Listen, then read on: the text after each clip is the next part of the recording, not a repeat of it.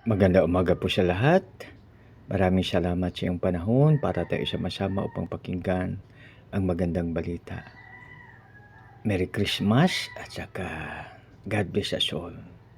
Dito na po tayo sa Maawit 31:9. O Yahweh, sana'y iyong kahabagan sapagkat ako ay nasa kaguluhan. Namamaga na ang mata dahil sa pagluhay. Buong pagkatao ko'y mahina. Purihin naman ang Diyos sa pagbasa ng kanyang salita. Tayo ay manalangin. Panginoon, maraming salamat po sa iyong pagpapala sa bawat isa sa amin. Lord, maraming salamat sa pangalan ni Jesus na aming Panginoon at tagapagligtas. Amen.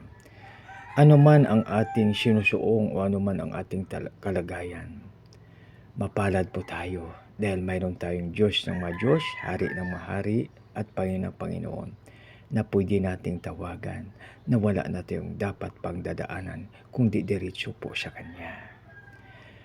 Anumang saglit, pwede tayo makatawag. Saan man tayo, anuman ang sitwasyon. Kaya mga kaibigan, mas maganda pag tayo magkaroon ng stress-free life.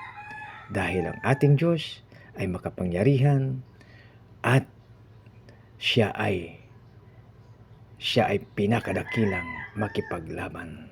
Palaging panalo at pag tayo ay sa Kanya, nakasandal tayo sa pinakamatibay na muog. Kaya mga kaibigan, tandaan po natin ang Diyos natin ay ang Hari ng mahari, Diyos ng mga Diyos at Panginoon. Kaya dapat hindi na po tayo mag-worry. Tayo na po ay manalangin. Panginoon, maraming salamat sa iyong salita.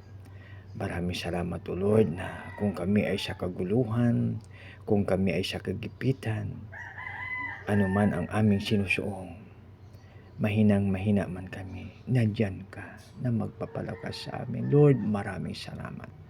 Sa aming dakilang Ama, ang Diyos niya bam isa katakob, dinadanayin po namin ito sa matamis na pangalan ni yung anak na si Jesus, naming Panginoon tagapagligtas. Lahat po ay magsabi ng Amen. God bless us all. Merry Christmas sa bawat isa.